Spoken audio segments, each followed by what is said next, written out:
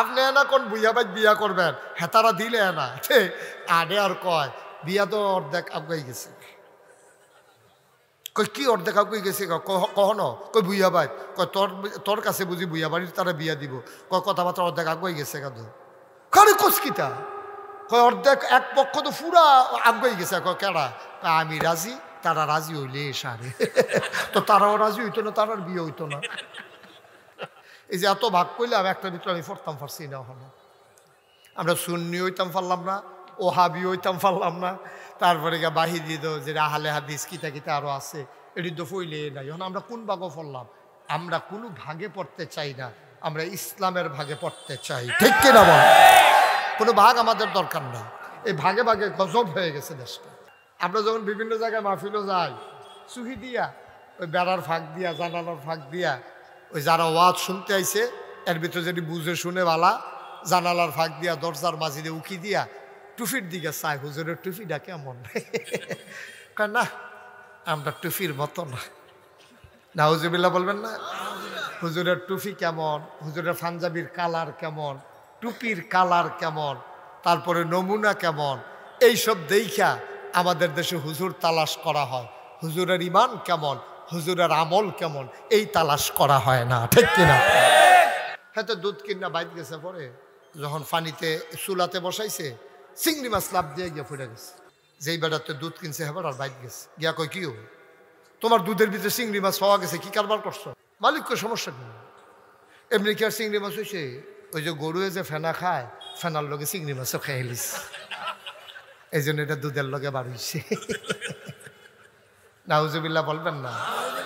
বাসের ভিতরে তো সিট না পাইলে কন্ট্রাক্টরের লোকে ঘুষা ঘুষি লাগ গেলাম কিরে সিট আছে কইয়া তুললে এখন সিট নেস না কিরে হেতারে ঘুষি দিয়া জানালা দিয়ে বার করে লাউনের কথা আর এখন আমরা সিট দিয়া রাখছি বয় না কারবার দেখা হয় আমিন কল জোরে আরো জোরে খুব খেয়াল করে শুনবেন সময় কম তো গুরুত্বপূর্ণ কিছু কথা আল্লাহ যেন আমার মুখ দিয়ে বের করে দেয় সবাই কন আমিন। আজকে আর একেবারে আয়েশ কইরা বৈশা ভর্তা ভাজি সালাদ টালাদ দিয়া হবে না আজকে গুস্ত দিয়া তাড়াতাড়ি কয়েকটা লুকমা দিয়া ফ্যাট ভরণ দিয়া কথা আল্লাহ যেন কবুল করে সবাই করা আমিন। তো যে কথাটুকুন বলছিলাম যে আমরা যে লেখাপড়া করি যে বাচ্চাগুলো হাফেজ হলো আমরা আলেম হলাম অনেকে পিএইচডি করলো ডক্টরেট করলো ইঞ্জিনিয়ার হলো ডাক্তার হলো আমরা লেখাপড়ার উদ্দেশ্যটা ভুলে গেছি। আপনি রাস্তায় হাঁটতেছেন কিন্তু কোথায় যাবেন আপনি জানেন না কথা খেয়াল করেন চিকন কথা মোবাইলগুলো বন্ধ করে দেন হাতে যারা ধরে রেখেছেন এভাবে না ওয়াজ শোনা হয় না রেকর্ড হয় দুইটার একটাও হয় না কথা বুঝাইয়া বলতে পারি নাই বোধহয় আমি না না ওই যে উনারে বুঝাইতে পারি নাই আমি হ্যাঁ সবাই মোবাইলগুলো বন্ধ করেন দয়া করে একটু খেয়াল করে শুনেন সবসময় তো ইউটিউবের ভিতরে দেখছেন তো অহনো যদি ভিতরে চাইয়া থাকেন তো আর আমি বাড়ি শিখিতাম এটা বন্ধ করেন সবগুলো বন্ধ করে আমার দিকে শুধু তাকাই থাকেন মাছের মতো নিষ্পলক নয়নে খরগোশের মতো কান খাড়া করে আমরা কথা শুনবো একেবারে হৃদয় উজাড় করে দিয়ে এবং গেথে নেব হৃদয়ের মর্মমূলে যতদিন বেঁচে থাকবো এই কথাগুলো যেন আমার জীবন চলার পাথেয় হয়ে যায় সবাই করা আমিন। যেই কথাটুকুন বলছিলাম আমাদের নিজেরাও আমরা লেখাপড়া করেছি আমরা আমাদের সন্তানদেরকে লেখাপড়া করাচ্ছি কিন্তু আফসোস হচ্ছে কেন লেখাপড়া করাইতেছেন যদি জিজ্ঞেস করি একজনও মূল কথাটা বলতে পারবেন বলবে যে হুজুর লেখাপড়া করতে আসি তে মেট্রিক পাস করলে মাশাআল্লাহ শৈল টৈল বালা তার জন্য আর্মিতে দিয়া লাইতাম পারি আরেকবার লেখাপড়া করাইতে আছে তে ডাক্তার হবে আরেকবার লেখাপড়া করাইতে আছে সে ইঞ্জিনিয়ার হবে আরেকবার লেখাপড়া করাইতে আছে কিয়ামতের ময়দানে হাফেজের ছেলের বাবার মাথায় নূরের টুপি পরানো হবে এই জন্য উনি এই ওরা ছেলেরা হাফেজ বানাইতেছে একটা উদ্দেশ্য ঠিক নাই লেখাপড়ার মূল উদ্দেশ্য হচ্ছে আল্লাহ তাবারক ওয়া তাআলা আমাদেরকে যে মানুষ বানিয়েছেন তিনি কেন মানুষ বানিয়েছেন এটা জানা এরপরে আরও যদি সহজ করে বলি 3টা প্রশ্নের জবাব তৈরি করার জন্য আমাদের দেশে লেখাপড়া এসেছে গোটা পৃথিবীতে 1 নম্বরে আমি কে কে আমাকে বানাইলো কেন বানাইলো সুবহানাল্লাহ বলবেন না এই 3টা প্রশ্নের জবাব যদি আপনি রেডি করে নিতে পারেন তাহলে নিশ্চিত আপনি জেনে রাখেন আপনার ইন্তেকাল হতে দেরি কাফন পরিয়ে দাফন করতে দেরি মাটির কবরে।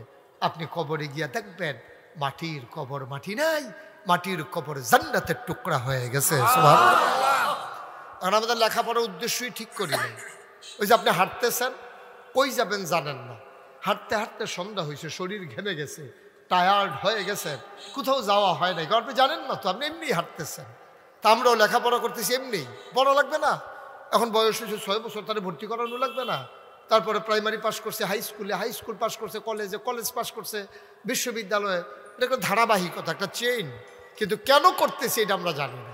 এই জানি না বলে আজকে আমাদের দেশে এত ইউনিভার্সিটি, তারপরে আপনার দাওরা হাদিস, কাবিল মাদ্রাসা, ফাজিল মাদ্রাসা, ইন্টারমিডিয়েট কলেজ, বিশ্ববিদ্যালয় কলেজ, তারপরে আপনার মক্তব, হিফসখানা, কিন্ডারগার্টেন, প্রি প্রাইমারি, নৈশ শিক্ষা, গণশিক্ষা, এত কিছু থাকার পরেও আমরা এখনও একবিংশ শতাব্দীর সূচনা লগ্নে গোটা বিশ্বকে যখন বলা হচ্ছে কম্পিউটারাইজড, গোটা বিশ্বকে যখন বলা হচ্ছে গ্লোবাল ভিলেজ, আজকে এই অশ্বদিয়া জমিন থেকে আমেরিকার মানুষের সাথে কথা বলা যায়।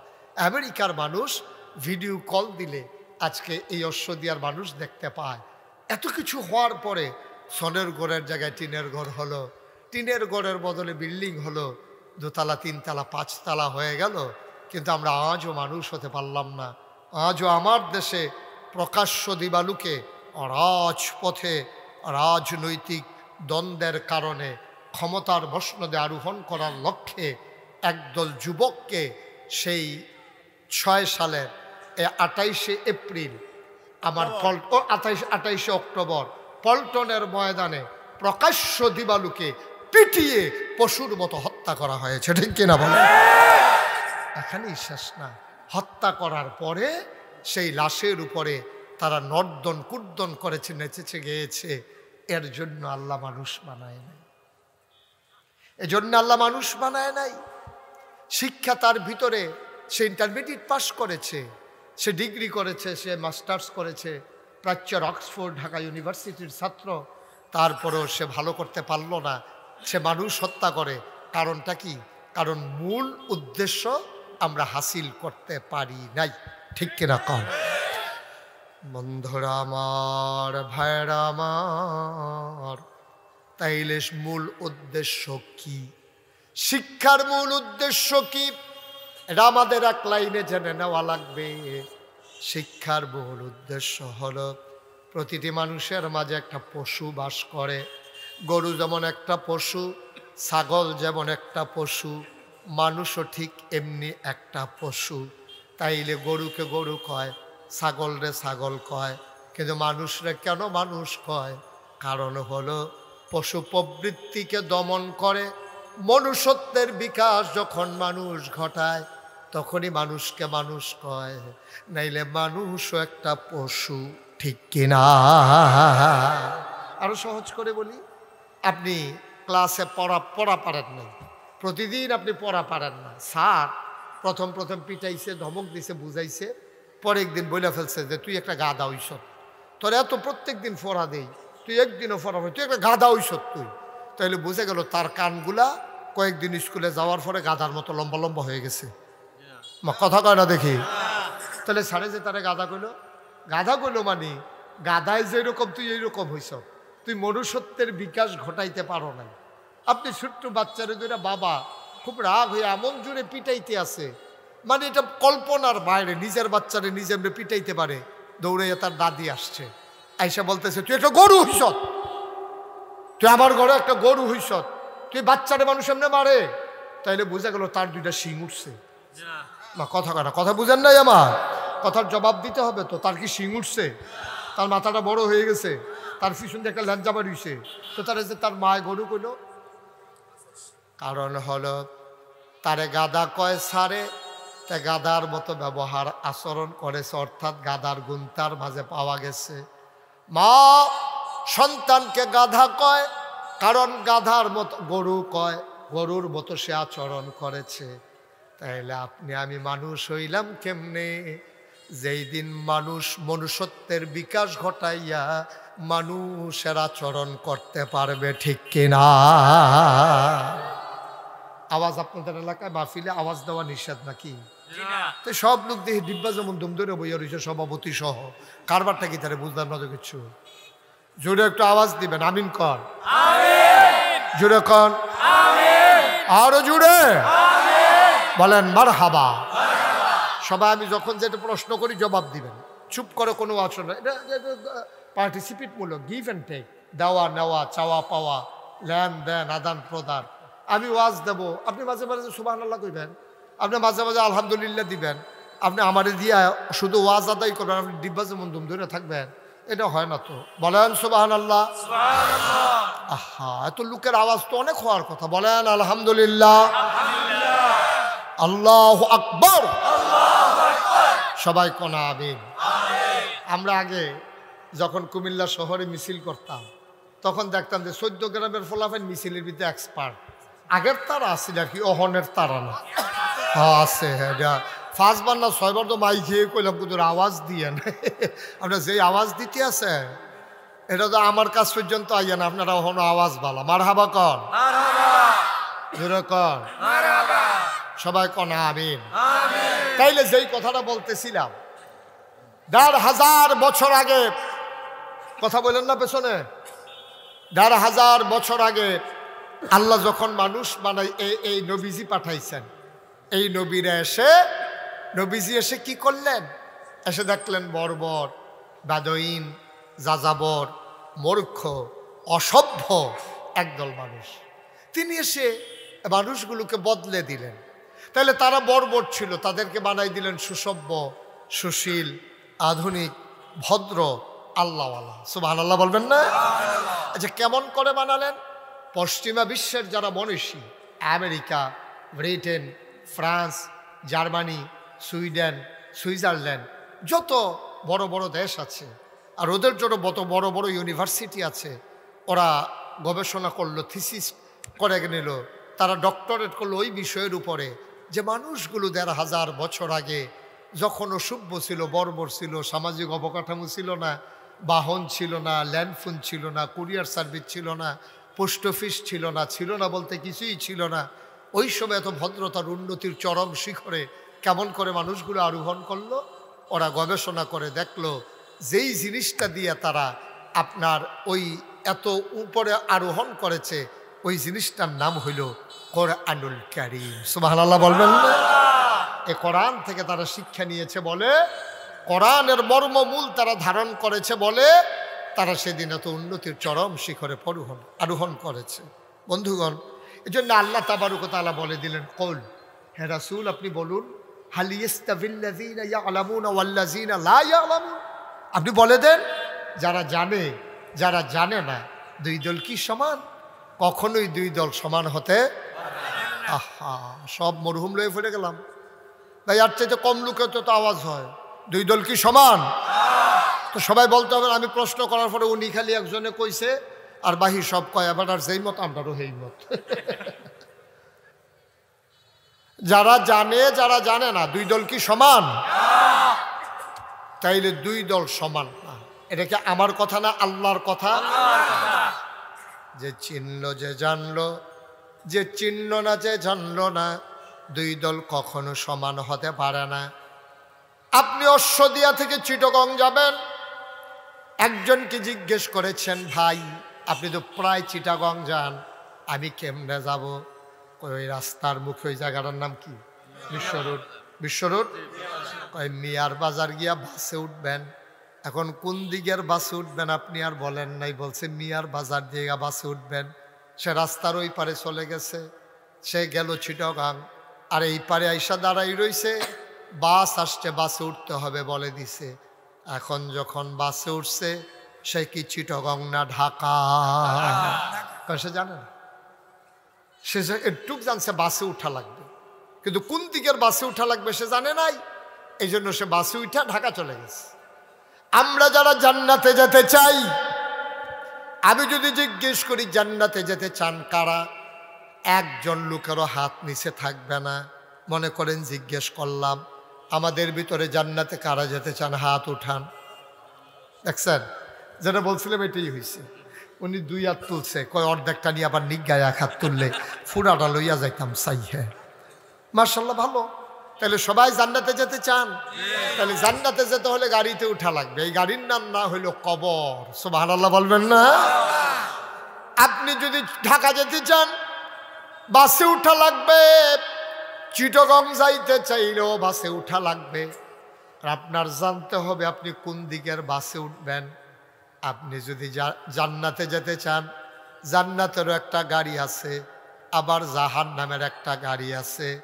এখন সিদ্ধান্ত নিতে হবে আপনি কোন বাসে উঠবেন, জান্নাতের না জাহান্নামের।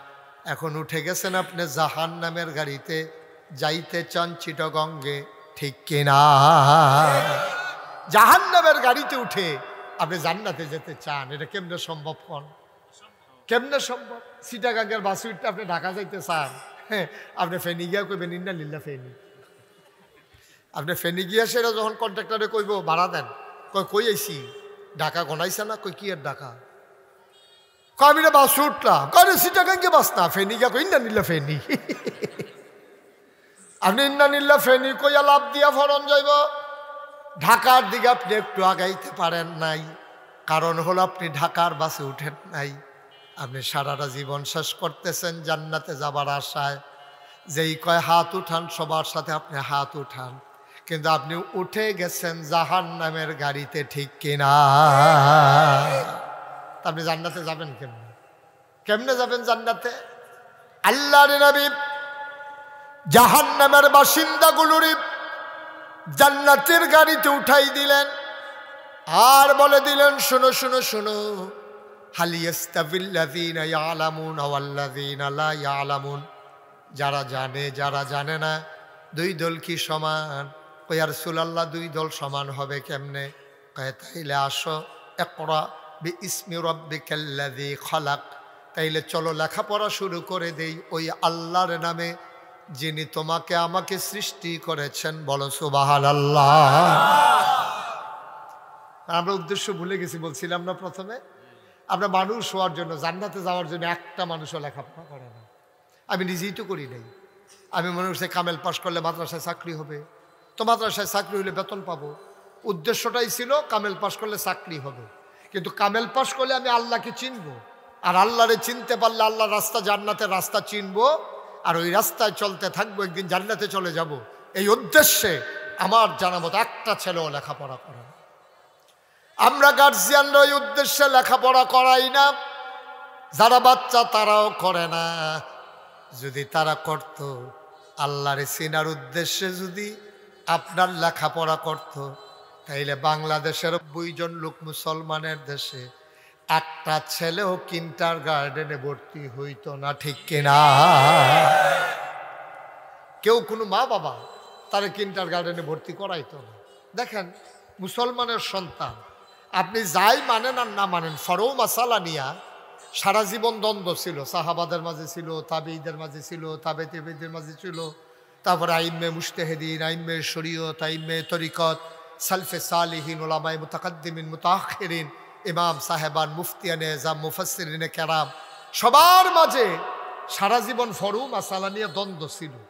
আপনি পাগড়ি বাঁধবেন কি বাঁধবেন না, না বাঁধলে হবে কি না, নফল পড়বেন কি পড়বেন না, তাহিয়াতুল ওযু, দুখুলুল মসজিদ, আওয়াবিন, কোনটা পড়া যাবে কোনটা পড়া যাবে না, এগুলো নিয়ে দ্বন্দ্ব ছিল। কিন্তু সেই নবী থেকে শুরু করে আজকে পর্যন্ত ফজরের নামাজ ফরজ 2 রাকাত, এই ব্যাপারে কোথাও কোনো দ্বন্দ্ব শুনছেন? কোনো যুগে শুনছেন? কোনো দেশে শুনছেন? ফজরের নামাজ ফরজ 2 রাকাত, এই ব্যাপারে কোনো দ্বিমত নাই। এবার আসেন জোহরের নামাজ ফরজ 4 রাকাত, এই ব্যাপারেও দ্বিমত নাই। আসরের নামাজের ফরজ 4 রাকাত, এই ব্যাপারেও আছে হে কওমি হোক, খারিজি হোক, আলিয়া হোক, সুন্নি হোক, আহলে হাদিস হোক। আর আমরা তো কোনো ভাগও পড়ে গেলাম না। এই যে এত ভাগ করলাম, একটার ভিতরে আমি পড়তাম পারছি না। হলো আমরা সুন্নি হইতাম পারলাম না, ওহাবি হইতাম পারলাম না, তারপরে গিয়ে বাহির দিত যে আহলে হাদিস কিতা কিতা আরও আছে, এটি তো ফইলে নাই। এখন আমরা কোন ভাগও পড়লাম? আমরা কোনো ভাগে পড়তে চাই না, আমরা ইসলামের ভাগে পড়তে চাই, ঠিক কিনা বল? কোনো ভাগ আমাদের দরকার নাই। এই ভাগে ভাগে গজব হয়ে গেছে, দেশটা গজব হয়ে গেছে। এই ভাগ আর দরকার নাই। আমরা মুসলমান, আমাদের আল্লাহ এক, আমাদের নবী এক, আমাদের কাবলা এক, আমাদের কোরআন কেতাব এক, আমাদের দিন এক, আমরা সবাই এক, ঠিক কিনা কও? এখন আর অন্য কিছু তালাশ করার দরকার। ওই ভাগে ভাগে ভাগ হওয়াতে সমস্যাটা হয়েছে কি, বিরক্ত করা যাবে না। ভাগে ভাগে এক হওয়াতে কি, ভাগ হওয়াতে কি সমস্যা হয়েছে জানে?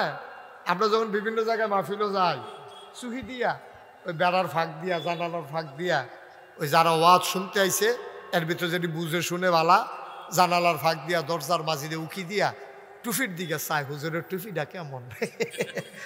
না আমরা টুফির মতো না, নাউজুবিল্লাহ বলবেন না? হুজুরের টুফি কেমন, হুজুরের পাঞ্জাবির কালার কেমন, টুপির কালার কেমন, তারপরে নমুনা কেমন, এইসব দেখা আমাদের দেশে হুজুর তালাশ করা হয়। হুজুরের ইমান কেমন, হুজুরের আমল কেমন, এই তালাশ করা হয় না, ঠিক কিনা? অষ্টলা আপনি ঠিক কইতেন না?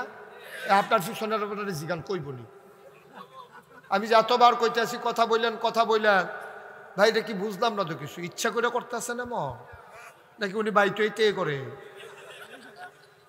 তো আওয়াজ দিবেন, প্রশ্ন করলে জবাব দিবেন না, সবাই করা আমি।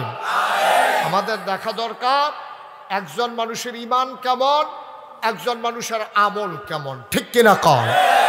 কি রঙের টুপি মাথার দিছে, আর পাঞ্জাবির নমুনা কিরম, পায়জামা কেমন, এইগুলো আমাদের তালাশ করার সময় নাই। গোটা বিশ্বে 250 কোটি মুসলমান হওয়ার পরে বেটা কোনো কাফের বেদিন কেউ মারি খায় না। যা কইতে আছে মারি খায়, হুত্তা ফাও, মিথ্যা কথা। এই বাংলাদেশে কি ধোয়া তুলছে ইন্ডিয়ার তারা, যে বাংলাদেশে নাকি হিন্দুরা মারি খায়। একটা প্রমাণ দেখাও 5ই আগস্টের পরে কোন মন্দিরে আঁচল লেগেছে, কোন হিন্দুর দোকানে আক্রমণ হয়েছে, কোন হিন্দুর গায়ে আঘাত পড়েছে, একটা ঘটনা দেখাও, ঠিক কিনা কও? আমরা কুমিল্লা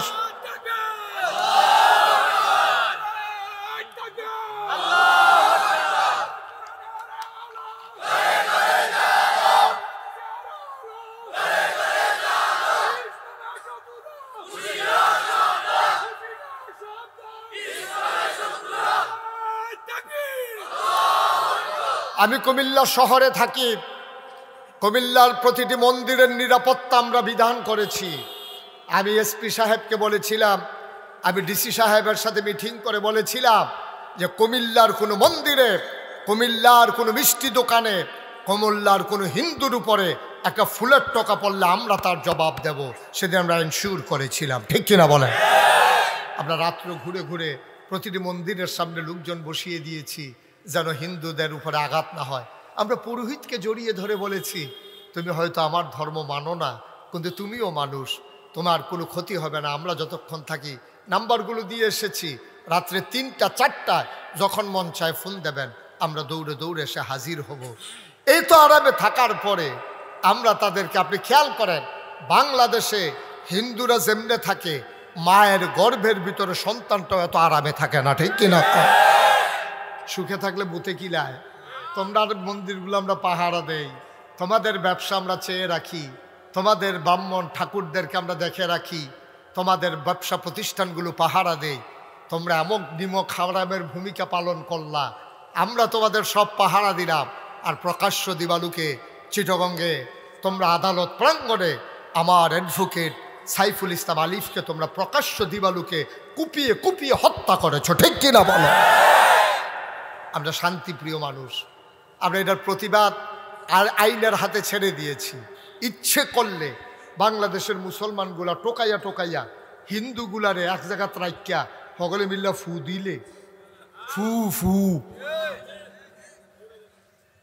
ঠিক কিনা ক? আমরা বলেছি না, এটা আমাদের দায়িত্ব নেই, আইন শৃঙ্খলা রক্ষাকারী বাহিনী দেখবে, এটা তাদের কাজ। তো যেই কথাটুকু বলছিলাম, আমরা শিক্ষার উদ্দেশ্য হারিয়ে ফেলেছি। আমরা মানুষ হওয়ার জন্য কেউ শিক্ষা গ্রহণ করি না। আমরা শিক্ষা গ্রহণ করি চাকরির জন্যে, শিক্ষা গ্রহণ করি বিদেশের জন্যে, শিক্ষা গ্রহণ করি ব্যবসার জন্যে। আমরা মানুষ হওয়ার জন্য কেউ শিক্ষিত হই নাই। এই জন্য শিক্ষিত নামের পশু আজকে পরিণত হয়েছে, ঠিক কিনা বলেন? আর নাইলে একটা সরকার বিভিন্ন দেশে বিভিন্ন সময় অদল বদল হয়, হওয়াটাই স্বাভাবিক। আন্দোলনের মুখে হয়, বৈপ্লবিক পরিবর্তনে হয়, নির্বাচনের মাধ্যমে হয়, মারা যাওয়ার কারণে হয়। কিন্তু আপনি যেই দিন থেকে সভ্য পৃথিবী শুরু হয়েছে, আপনি একটা ঘটনাও খুঁজে পাবেন না যে একটা সরকারের বদলের পরে 330 জন মেম্বার অফ পার্লামেন্ট এবং আমলা কামলা বদুল্লা, র্যাব, গোয়েন্দা পুলিশ, বড় বড় ব্যবসায়ী, উপদেষ্টা সবগুলো একসাথে সরকার বদলের পরে সব একসাথে পালাই গেছে, পৃথিবীর কোনো ইতিহাস নাই, ঠিক কিনা? এটাই প্রথম বাংলাদেশে পৃথিবীর সব মানুষ দেখছে, আরে এটা কি কারবা, আরে এটা কি কারবা, এই সবাই মিল্লা ভাই গেছে কেউ লাগবো, কারবারটা কি? এই কারবারটা হলো বাংলাদেশেই সম্ভব, কারণ যারা ক্ষমতা পাইলে আর ছাড়তে চায় না, তো যখন তারা ছাড়ায় তখন তার রুচি থাকে না, ঠিক কিনা কন? আল্লাহ যেন হেফাজত করে, সবাই কনা আমিন। তো যেই কথাটুকুন বলছিলাম, শিক্ষার উদ্দেশ্যটা কি? ওই আমি কে এটা জানা। তা আমি কে? আমি কে এটা তো আল্লাহ ১৫০০ বছর আগে বলছেন। আল্লাহ বলছেন ইন্নী জাইলুন ফিল আরদে খলিফা, আমি আল্লাহর প্রতিনিধি, এটাই তো আমার মূল পরিচয়। কিসের ফিরসাব বেড়া, কি আল্লাহ শাহ, কিসের মন্ত্রী, কিসের এমপি, কিসের ভুইয়া চৌধুরী, সরকার, খনকার, পেশকার, এগুলো মানুষের সাময়িক পরিচয় দেওয়ার জন্য লাগে না। গাইসের পিসাব, মুশতাক ফৈজি না, ওইটা মানুষ চিনে না। ওই যে মাদ্রাসার প্রতিষ্ঠাতা অমুক, এটা কইয়া চিনানো লাগে। ভুইয়া, এটা কইয়া ভুইয়া বাড়ির মানুষটারে চিনে। সরকার, এটা বলে সরকার বাড়ির মানুষরে চিনে। এটি মূল পরিচয় না। মূল পরিচয় ইন্নানী মিনাল মুসলিমিন, আমি মুসলমান, ঠিক কিনা কও? এর বাইরে তোমার কোনো পরিচয়ের দরকার নেই, তুমি মুসলমান, এটাই তোমার বড় পরিচয়। মুসলমান, তোমার যদি এইটাই মূল পরিচয় হয় আমি মুসলমান, এখন তুমি কেন বলো আমি দেওবন্দি আকীদায় বিশ্বাসী? তুমি তো মুসলমান, তোমার মূল পরিচয়। এখন তুমি কেন বলো আমি সুন্নি? এখন তোমারে মানুষে কেন ওহাবি কয়? এখন কেন তুমি বলো আমি আহলে হাদিস? এই যে নানান দল উপদলে বিভক্ত হলা, এইটাই তো কাফেরদের জন্য সুবিধা। 5 ভাই যখন একসাথে থাকে, বাইরের কোনো মানুষ চাচাতো ভাইয়ারা আর চোখ তুলে তাকায় না। 5 ভাই যখন আলাদা আলাদা হয়ে যায়, তখন চাচাতো ভাই না দেখবা যে ইচ্ছাতে আই না পিটায়, কারণ তারে পিটাইছে, আমার তো কিছু আসে যায় না। আমরা মুসলমান 250 কোটি যদি একসাথে থাকতে পারতাম, আক্রমণ দূরের কথা, মুসলমানের দিকে কোনো কাফের বেদিন চোখ তুলেও তাকাইতে পারত না। এই সুযোগ আমরা করে দিয়েছি, এই সুযোগ আমরা করে দিয়েছি। মধ্যপ্রাচ্যে যেখানে ইসরায়েল, ইহুদিদের যে দেশটা, চতুর্পার্শ্বে একটা কাফেরের দেশও নাই। ইসরায়েলের সাথে সবগুলো সীমান্ত মুসলমানের দেশের। সবাই যদি বলতো ইসরায়েল ফিলিস্তিনের মানুষগুলোকে এমনি হত্যা করো, গাজার মানুষের লাশে লাশ ফেলে দিলা, বাড়িঘরগুলো ধ্বংস করে দিলা, লেবাননে আক্রমণ করলা, সব জায়গায় তোমাদের আক্রমণের পরিধি বাড়াইলা। এই সিরিয়া থেকে মুসলমান আসাদ, সিরিয়া থেকে একজন নেতা পালিয়ে গেল, মুসলমানরা দখল করলো। এই সুযোগে কাফের বেদিনেরা এসে সিরিয়া দখল দিতে চায়। কারণ হলো ওরা দেখেছে আমাদেরকে মারলে কেউ ডাক দেওয়ার নাই, এই জন্য মন মতো ওরা মারতে পারে। মনে রাখবা, আবার যদি এক হয়ে যাও গোটা পৃথিবীর মুসলমান, তাইলে সিংহের মতো গর্জন দিয়ে যখন দাঁড়াবা, ওই শিয়াল যেমন গর্তে পালিয়ে যায়, ইঁদুর চামচিকা যেমন গর্তে পালিয়ে যায়, বাকি কাফের বেদিনেরা সব মুসলমানের চিৎকারে গর্তে ঢুকে যাবে, ঠিক কিনা? বন্ধুরা আমার, ভাইরা আমার, আমি আল্লাহর কাছে জানতে চেয়েছিলাম, মাওলা আপনি কেন মানুষ বানিয়েছেন? আল্লাহ আমার ডাকে ডাকে কয়, বান্দারে, ও বান্দা, জানতে চাও কেন মানুষ বানিয়েছে? বাড়ি থেকে কোরআন নাই, কোরআন পড়ো, কোরআন বুঝো, কোরআন দেখো।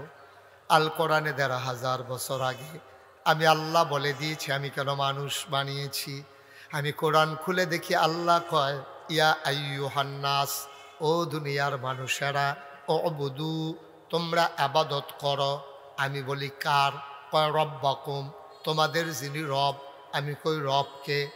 রব চিনো না? তোমার যিনি খালেক, তোমার যিনি মালেক, তোমার যিনি সত্তার, তোমার যিনি গফফার, তোমার যিনি আইয়ুব, তোমার যিনি ওয়াদুদ, তোমার জন্যে যিনি প্রেমময়, এই তিনি তোমার রব, আর রবি তোমার সব। আবাদত করো রবের। আমি বললাম কেন রবের আবাদত কেন করব? কয় আল্লাযী খালাকাকুম, যেহেতু তিনি তোমাদেরকে সৃষ্টি করেছেন। আমি বললাম কে আমারে সৃষ্টি করেছে?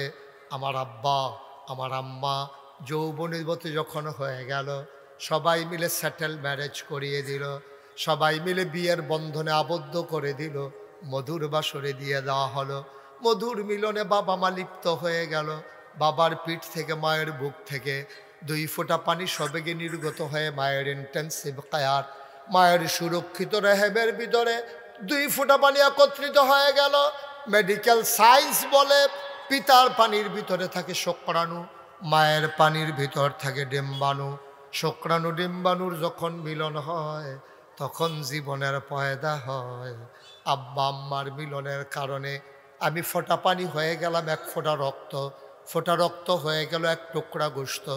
গোশত আস্তে আস্তে প্রলম্বিত হলো, আবার গোশতের মাঝে নাক হলো, মুখ হলো, চোখ হলো, কান হলো, হাত হলো, পা হলো। আবার বান্দা তিল তিল করে মায়ের রেহেমের ভিতরে বড় হয়। ও মুসলমান, বিবেককে জিজ্ঞেস করো, সন্তান বড় হয়, খাবারের দরকার আছে নাকি না? আহা, নাই? খাবারের দরকার আছে নাকি নাই? এখন মায়ের ভিতরে সন্তান বড় হয়, খাবে কি? মায়ের পেটের ভিতরে সন্তান বড় হয়, কি খাবে সন্তান? মায়ের খবর নাই। মা রান্না করে, বাবা মিয়ার বাজারে দোকানদারি করে। সন্তান খাবে কি? মায়েরও খবর নাই, বাবারও খবর নাই। আল্লাহ ডাক দেয়া কয়, বান্দারে, ও বান্দি আমার, তোদের খবরের দরকারও নাই, বান্দা আমার টেনশনও আমার, বান্দা আমার চিন্তাও আমার। আল্লাহ তাবারক ওয়া তাআলা মায়ের নাভির সাথে সন্তানের নাভির কানেকশন লাগাই দিলেন। একটা স্যালাইনের লতের মতো কানেকশন লাগাই দিলেন মায়ের নাভির সাথে সন্তানের নাভির। সন্তান এখন কি খায়? মায়ের মাসিকের রক্ত আল্লাহ বন্ধ করে দিলেন। সুবহানাল্লাহ, সুবহানাল্লাহ। মায়ের মাসিকের রক্ত আল্লাহ বন্ধ করে দিয়ে, এই রক্তটা তো মুখ দিয়ে আল্লাহ দিতে পারতেন, কিন্তু তিনি মুখ দিয়ে দিলেন না। রক্ত নাপাক জিনিস, এই নাপাক রক্ত মুখ দিয়ে দিলে পাক মুখটা নাপাক হয়ে যাবে। এই মুখ দিয়ে তুমি একদিন কোরআন তেলাওয়াত করবা, এই মুখ দিয়ে তুমি একদিন আল্লাহর জিকির করবা, এই মুখ দিয়ে তুমি সুন্দর সুন্দর আলোচনা করবা। আল্লাহ মুখটারে পাক রেখে দিলেন না, পাক হতে দিলেন না। এত ছোট্ট একটা পটলার ভিতরে কেমনে মুখটারে হেফাজত করে রাখলেন? নাভির সাথে নাভির কানেকশন লাগাইয়া পেটের ভিতরে রক্ত ঢুকিয়ে দিলেন। সন্তান তিল তিল তিল তিল করে বড় হয়। দুনিয়াতে মেহমান আসবে, দাদি কাঁথা শিলায়, নানি কাঁথা শিলায়, মা চাচিরা কাঁথা শিলায়, ছোট্ট বালিশ বানায়। কিন্তু সন্তান দুনিয়াতে আসলে খাবে কি? কারো এই ব্যাপারে টেনশন নাই। পাঙ্গাস মাছের ভিতরে বিষ, বাতাসের ভিতরে কারির কালো দোয়া, ইটার ভাট্টার দোয়া। মানুষ কি খাবে? গরুর দুধের ভিতরে চিংড়ি মাছ, গরুর দুধের ভিতরে চিংড়ি মাছ। এটা বোধহয় এখনো বুঝেন না। হ্যাঁ, তো দুধ কিনা বাইর গেছে, পরে যখন পানিতে চুলাতে বসাইছে, চিংড়ি মাছ লাভ দিয়ে গিয়ে পড়ে গেছে। পানি একটু গরম পাইয়া চিংড়ি মাছ লাভ দিয়ে বাইরে পড়ে গেছে। যেই মহিলা দুধ জাল দিতে আছে, সেই মহিলা তো সাংঘাতিক, যে আরে এটা কি কারবার। আরে একবারে এবারে কথা কয়, একবারে এবারে দিকে চায়, করতেছে নাকি? এত দায়িত্ব লইয়া ইয়া বইছেন আপনারা? হ্যাঁ, এত দায়িত্ব লইয়া বইলে ওয়াজ করুন যা। সবাই কনা আমিন। পাশের লোকগুলো দোয়া করা লাগে, একেবারে দোয়ার হালাতে থাকা লাগে যে আল্লাহ, একটা মানুষ কথা বলতেছে, কত হাজার মানুষ শুনতেছে, আল্লাহ তুমি উনার মুখ দিয়া ভালো ভালো কথাগুলো বের করে দাও। এটা কি ওয়াজ করুন কি মাটি কাটুন নাকি? যে শরীর একটা খুব দিলে চাক্কাটা বড় উঠবে, এটা কি এরকম নাকি? তা আপনি দোয়া না করবেন, আপনি এই ফিলিপি চান কীর্তেন আপনি। আমিন ক জোরে কনা আমিন, আরো জুড়ে। আবার সন্তান দুনিয়াতে আসবে। ওই যে বলছিলাম দুধের ভিতরে চিংড়ি মাছ, আইলো কেমনে চিংড়ি মাছ? মহিলা দৌড় দিয়ে গিয়া স্বামীরে কয়, দুধ চিংড়ি মাছ পাওয়া গেছে। দুধ দাও। দুধ লইয়া জগ কইরা যেই বেড়াতে দুধ কিনছে হেবার আর বাইক গেছে, গিয়া কয় কি তোমার দুধের ভিতরে চিংড়ি মাছ পাওয়া গেছে, কি কারবার করছো?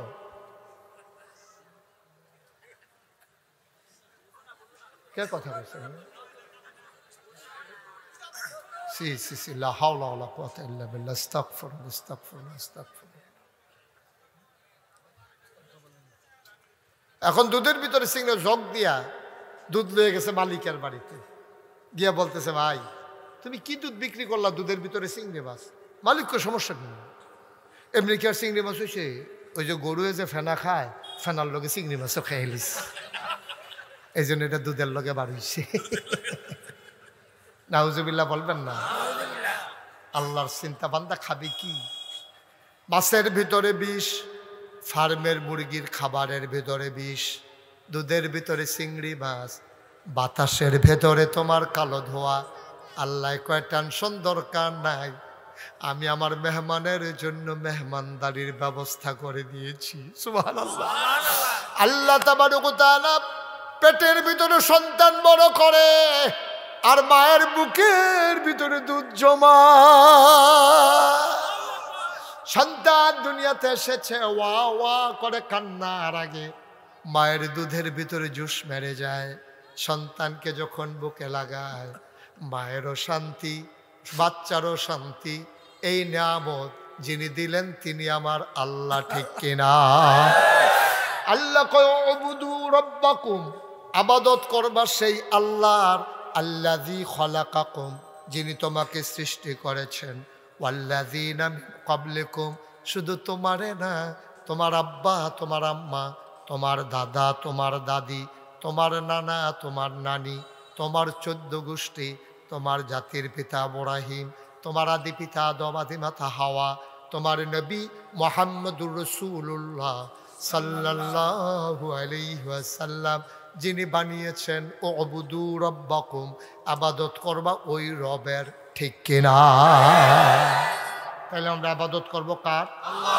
চাইব কার কাছে? আল্লাহর কাছে। দিতে পারেন যিনি, তিনি কে? আল্লাহ। মাজারে গিয়া চাইবেন? পীরের পায়ে গিয়া সুমাইবেন? সাজদা দিবেন? বুড়ো আঙ্গুল চুষবেন? গোসলের পানি খাইবেন? এটা কিন্তু আপনাদের এদিকে না কম না আছে? এটা কি এই এলাকা তো ঢুকে গেছে? হ্যাঁ, আহারে মুসা। আমি চিটাগং সাতপুর গেছিলাম মাহফিলে, গেছি পরে গিয়া জিগলাম ভাই কি নমুনা? হুজুর মাজারও সাজদা দেয়। আর একটু দক্ষিণ দিকে গেছিলাম ভাই কি নমুনা? হুজুর ফিরের ফাওয়ার সাজদা দেয়। আর একটু উত্তরে গিয়েছিলাম, সমস্যা কি? হুজুর ফিরের ফাওয়ার সুমায়। ব্রাহ্মণবাড়ি এলাকায় গিয়েছিলাম, আপনার আর কি অবস্থা? বুড়া আঙ্গুল শোয়। চিটাগাং গিয়া শুনি ফিরেরে গোসল করায়, হেই গোসলের পানি মুরিদরা বোতলও বইরা বাইতেন না খায়। খাড়াস কারে কয়? আচ্ছা ও একটা মানুষের গোসল করাইলে কত জায়গা বাইয়া ফানি যায়? জায়গাটি আসেনি সকলের লগে? এবার আবার চাই আসেনি, চাইতেন কইছি হ মোমবাইটি কি তাই টেনশনও পড়ে গেছে, গা আছে না নাই? নাউজুবিল্লাহ কর, জোরে কর নাউজুবিল্লাহ। বন্ধুরা আমার, ভাইরা আমার, তাইলে বানাইলো আমারে আল্লাহ, সাজদা দেব মাজারে গিয়া, এটা জীবনেও হিসাব মিলে না, ঠিক কিনা? কপাল বানিয়েছেন যিনি, সাজদা পাও না তিনি, ঠিক কিনা? মুসলমান, তোমার সামনে তোমার ছেলে তোমার আপন ভাইয়ের যদি আব্বা ডাকে, আপন ভাই তোমার ছেলে তার চাচারে আব্বা ডাকছে তোমার সামনে, তোমার কি এটা আনন্দ না কষ্ট? কষ্টে বুকটা ফাইটা যায়। আমার সন্তান জন্ম দিলাম আমি, তারে হাফ প্যান্ট কিনে দিলাম আমি, লেখাপড়া করাই আমি, সব করি আমি, তা আব্বা রাহে তারে, আমার শুরু তারে আব্বা রাহে। তুমি বাদ গিয়া কপালে ঘাম জমে গেছে, তোমার স্ত্রী কয় কান্দেন কেন? কয় আপনার কুদ্দুর চাড়ায়। কয়তে কিতা করছে? তে দেখি আলমগীরের আব্বা রেখে বইয়া রয়েছে। আরে কোন কি এই কারবার করছে? বাইতাইয়া লোক না, বাইতাই এর ভিতরে বেড়ায় কানতে আছে, বেরিয়ে গসে এই আপনার সরিষার তেলের সাথে পানি মিয়াইয়া মাথার দেয়, ঠান্ডা ওয়াল লাগিয়া। এবার কুদ্দুর ফরে ফরে আহারে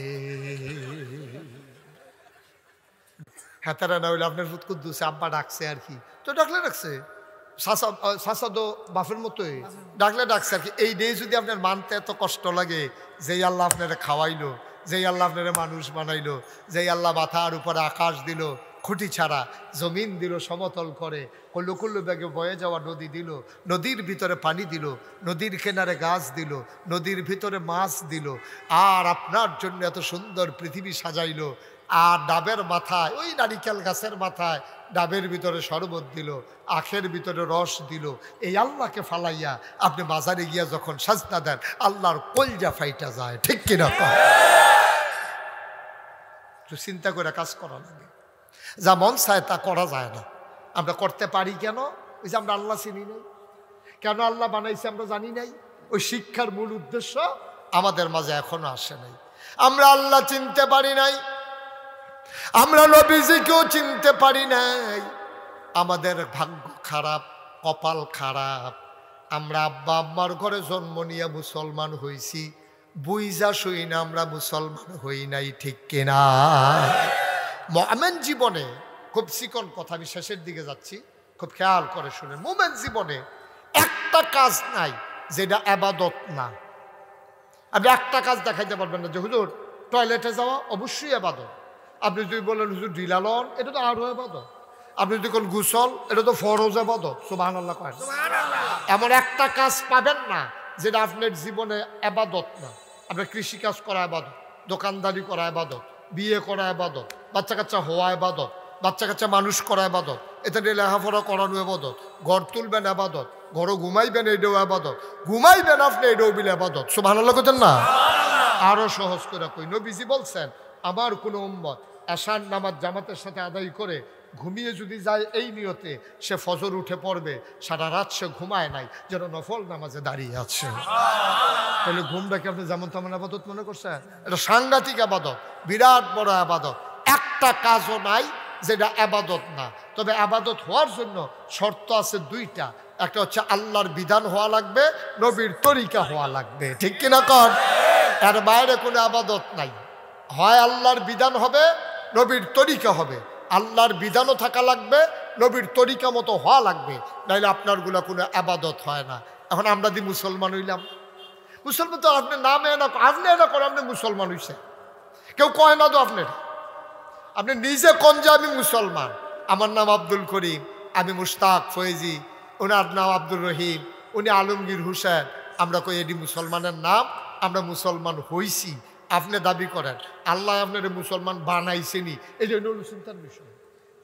আল্লাহ স্বীকার করে কিনা এটা না দেখার বিষয়। আপনি না কোন বুইয়া ভাই বিয়া করবেন, হেতারা দিলে না আরে আর কয় বিয়া তো অর্ধেক আগুয়াই গেছে। কই কি অর্ধেক আগুয়াই গেছে? কখনো কই বুইয়া ভাই কয় তোর কাছে বুঝি বুইয়া বাড়ির তারা বিয়া দিব, কয় কথাবার্তা অর্ধেক আগুয়াই গেছে। কাঁদো খালি কচকিতা কয় অর্ধেক, এক পক্ষ তো পুরা আগুয়াই গেছে। কয় কেডা? আমি রাজি, তারা রাজি হইলে সারে। তো তারাও রাজি হইতো না, তারার বিয়ে হইতো না। দুই পক্ষ না মিললে যেমন বিয়ে হয় না, গোলাম আর মনিব এক পক্ষ আর এক পক্ষকে স্বীকার না করলে গোলামি হয় না। আমি না স্বীকার করি আমার মনিব আল্লাহ, আমার আল্লাহ আমার গোলাম কয় কিনা এটা হলো দেখার বিষয়, ঠিক কিনা? তোমারে গোলাম কয়নি আল্লাহ, তোমারে তো গোলাম স্বীকারে করে না আল্লাহ। নবীজি তো তোমার উম্মত মনে করে না, তুমি না হুই হুই করো। তোমারে কি নবী উম্মত মনে করেনি? তুমি কি একবার নবীর লোকে তোমার কথা হইছে নি? আল্লাহর লোকে কি তোমার কথা হইছে এখনো? আল্লাহও তোমারে গোলাম কয় না, নবীও তোমারে উম্মত কয় না। সুতরাং তুমি এমনি মনে মনে মন কলা খাইতে আসো, স্বপ্নে তুমি লাল শাক খাইতে আসো। স্বপ্নের লাল শাক আর বাতের লোকে মাখাইয়া লাল শাক এক জিনিস না, ঠিক কিনা? কথা একটা মনে পড়ছে, এটা কি কইলে তা? এই যে একটা স্বপ্নে দেখে লাল শাক দিয়া ভাত খাইতে আছে, কি বাস্তবে না স্বপ্নে? স্বপ্নে দেখে যে লাল শাক দিয়া ভাত খাইতে আছে, আত্মাত লাল হইয়া গেছে, গাতে হরদুমসে খাইতে আছে, সাবাইয়া তুষ করে লাইতে আছে। সহালে ঘুমের তো উঠটা দেখে খেতাটা সাবাইয়া শেষ করে লাইছে। স্বপ্নে তো স্বপ্নে তুমি তো কত কি দেখো, তুমি নিজে নিজে কত চিন্তা করো। আল্লাহ তোমারে মেনে নিছে কিনা আব্বা, এটা হইলো দেখার বিষয়। এই জন্য আল্লাহ তাবারক ওয়া তাআলা আমি পায়ে ধরে বলে যাই, অনুরোধ করে বলে যাই, ভালোবাসা নিয়ে বলে যাই, আমি তোমাদের পণ্যা, আমি দাওয়াতের জন্য একটা কথাও বলি নাই আব্বা, হৃদয়ের তাগিদ থেকে কথাগুলো বলেছি। যদি আমার কথা শুনে একটা মানুষের অদল বদল হয় তাইলে আমার জীবনটা সার্থক হয়ে যাবে। মন দিয়ে শুনো রে ভাই, ও ভাই, দুনিয়ায় থাকতে পারবা না, যাওয়াই লাগবে তোমার। সুতরাং যাওয়ার আগে এমন একটা প্রস্তুতি নাও, যেই দিন তুমি মরে যাবা, অশ্ব দিয়া মসজিদের মিনার থেকে ঘোষণা আসবে মানুষটা নাই, দৌড়ে দৌড়ে সবাই তোমারে দেখতে আসবে, কাফন পরিয়ে দাফন করে দেবে মাটির কবরে। তুমি যখন কবরে যাবা এমন একটা জিন্দেগি কইরা যাইও, কবরে যাইতে দেরি, কবর যেন জান্নাতের টুকরা হইতে দেরি না হয়। বলো আমি। এমনকার জিন্দেগি আমরা চাই নাকি চাই না? কথা কয় না, চাই নাকি চাই না? শুধু চাইলেই হবে না, চাওয়া অনুযায়ী ওই অনুযায়ী আমাদের পথ চলতে হবে। তুমি চিটাগাং যাইতা চাও আর ভাই তুইটা কইতাছ চিটাগাং চিটাগাং চিটাগাং চিটাগাং চিটাগাং, ঘুমের তুইটা তো বিষ নাই, চিটাগাং তো নাই, ঠিক কিনা কও?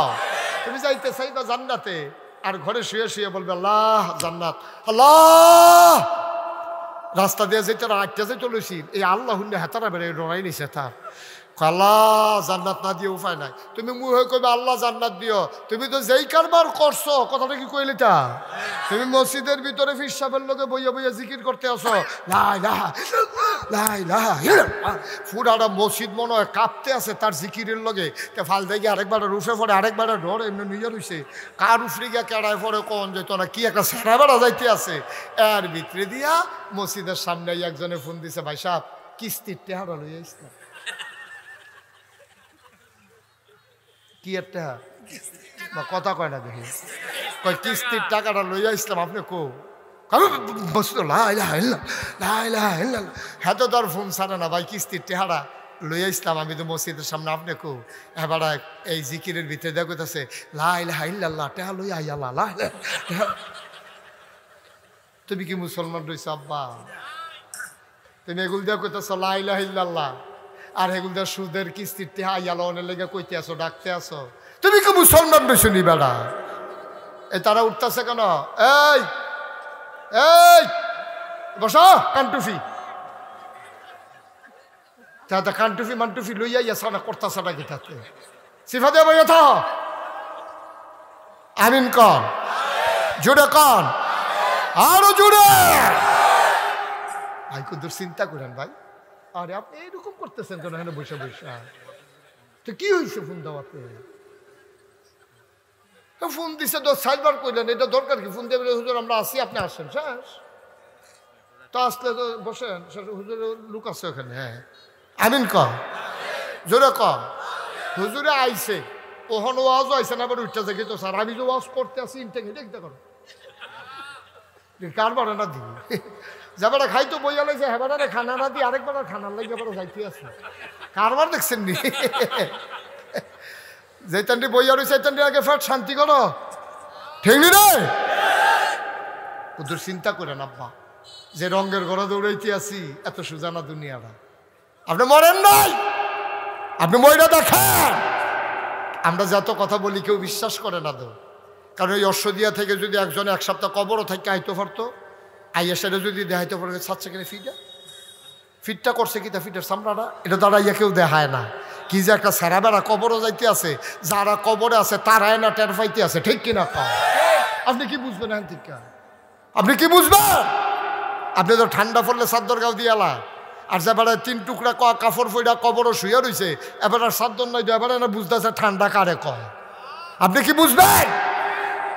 আপনি তো রঙের ঘরে দৌড়াইতে আছে, বেশি ঠান্ডা পড়লে আপনি মৌজা পড়ে ফেলেন, আপনি বিদেশি ফুতের কম্বল ডাবলটা গাও দিয়ে হইতে রয়েছেন, আরো 5-6টার দিকে চাইয়া রয়েছেন, হা হা হা গাও দিয়া যাইতাম পারতাম না রে, টেম্পার শেষ।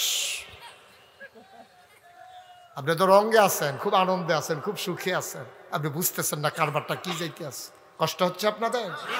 দেখেন মুসলমান কারে কয় একটা কথা বলি, আমরা শেষের দিকে চলে যাবো ইনশাআল্লাহ। আল্লাহ যেন কবুল করে সবাই করা হবে। আল্লাহর নবীর জন্ম খুব খেয়াল করেন, আল্লাহর নবী খারাপ মানুষ না সেরা মানুষ? সবাই বলতে হবে খারাপ না সেরা? শুধু সেরা না, সবার সেরা। ভালো না অতি ভালো? এই মানুষের মতো মানুষ আর আসবে না, তিনি আমার নবী। আগেও আসে নাই, সামনেও আসবে না, ওনার সমসাময়িকও ছিল না। এই নবীজির জন্ম মক্কায়, শৈশব মক্কায়, কৈশোর মক্কায়, তারণ্য মক্কায়, যৌবন মক্কায়, বিয়ে করলেন মক্কায়, শ্বশুর বাড়ি মক্কায়, নিজের বাড়ি মক্কায়, মেয়ে বিয়ে দিলেন মক্কায়, বেয়াইর বাড়ি মক্কায়, ব্যবসা করলেন মক্কায়, লেনদেন করলেন মক্কায়, থাকতে পারলেন না তিনি মক্কায়, ঠিক কিনা?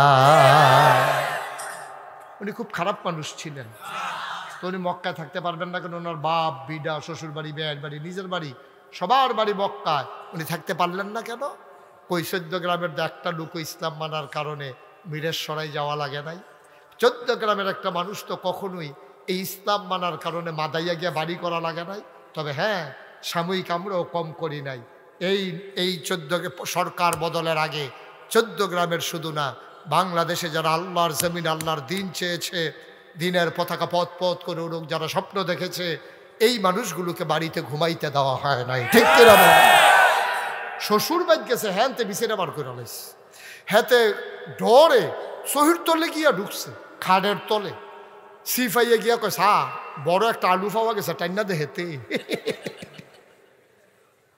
ভাই, কম নির্যাতনটা করে না, কম নির্যাতনটা করে। এটাই নবীর সুন্নত তরিকা, এটাই নবীর সুন্নত তরিকা, যে সেখানে তোমাকে সুযোগ দেওয়া হয় না। ভাইরা, তাইলে এই নবীজির আদর্শ হইল এইটা। নবীজি থাকতে পারলেন না মক্কা, আমরা রাইতে থাকতে পারলাম না ঘরে, তো মিলে জিলে মোটামুটি কাছাকাছি হয়েছি আর কি। আমিন কন্যা কেন? জোরে কয় না আমিন। আবার নবীজিকে জিবরাইল এসে কয়, ইয়া রাসূলুল্লাহ, আপনি তৈরি থাকেন, চলে যাওয়া লাগবে মনে হয়। শেষের কথা শুনো 14 গ্রামের মানুষ, মুশতাক ফয়েজি যদি আর কোনোদিন না আসে, আর কোনোদিন যদি তোমাদেরকে না ডাকে, মনে রাখবা আমি এসেছিলাম, মনে রাখবা কথা কয়টা বলে গেলাম। ভাই, আমার বাড়িও কুমিল্লায়, তোমাদের বাড়িও কুমিল্লা। আমি ঢাকা থেকে আসি নাই, আমি চিটাগং থেকে আসি নাই, আমি সিলেটটা হুজুর না, আমরা মিল্লা জিল্লা কুমিল্লা, আমরা সবাই মিলে এক জান্নাতে থাকতে চাই নাকি চাই না? কথাগুলো খুব খেয়াল করে শুনো ভাই, মনের কান লাগাইয়া শুনো। আল্লাহর নবীর কাছে খবর চলে আসলো, আপনি আর মক্কায় থাকতে পারবেন না। আল্লাহর নবী তিনি তৈরি হতে থাকলেন। আবু বকর সিদ্দিক রাদিয়াল্লাহু তাআলা আনহু, নবীর চরম পরম প্রিয় বন্ধু আবু বকর সিদ্দিক রাদিয়াল্লাহু তাআলা আনহু, তাকে ডাক দিয়া নবীজি বললেন, আবু বকর রে, ও আবু বকর, মনে হয় মক্কার দিন শেষ হয়ে এসেছে, তুমি একটু তৈরি থেকো। আবু বকর বাড়িতে গেলেন না। এই খবর পাওয়ার পরে চলে গেলেন মক্কার বাজারে, 2টা ওট কিনলেন, এক ইহুদির ঘরে 2টা ওট রাখলেন, বললেন, ভাই 1 মাস পালবা তো মাসিক হারে টাকা পেয়ে যাবা, যতদিন লালন পালন করবা ততদিনের বিনিময়ে নিয়ে যাবা। উট বড় হয়। আর আবু বকর সিদ্দিক ঘরে যায়, বারবার মনে পড়ে, নবী বলেছেন তৈরি থেকো। এটা মনে হইলে আবু বকর খাইতে পারেন না। রাত যখন গভীর হয়ে যায়, সবাই যখন ঘুমিয়ে পড়ে, আবু বকর দরজায় হেলান দিয়া দাঁড়াই থাকে।